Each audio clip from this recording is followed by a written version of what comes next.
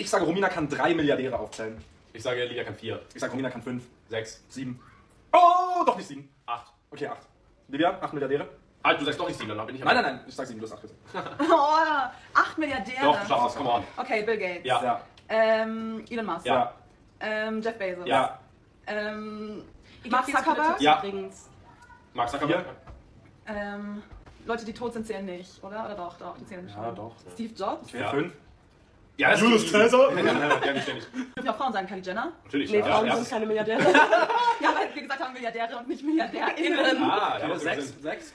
Kylie Jenner, ja, Kim Kardashian. Ja, 7. Come on, das ist easy. Keine Ahnung, Prince William? So, Der ist, glaube ich, kein Milliardär. Ich glaube, der ist vom Network-Milliardär, aber Glaub ich nicht nicht. liquidierbar. Ich bin mir sogar sicher, das ist Dann war das fehlgeschlagen. Ja. Echt? Was? Ich hab Leute? vorhin Griechenland und es war direkt vorbei. Okay, dann frag mal bitte, ob Prince Williams Network über 1 Milliarde ist. Digga, den gehört jetzt Großbritannien. Ist das über eine Hier, Milliarde? Digga, hier steht mehrfach 100 Millionen. Das ist über Prince William. Es geht noch um Prince William. Ja, aber wer Ja. ist das? Der Prinz halt.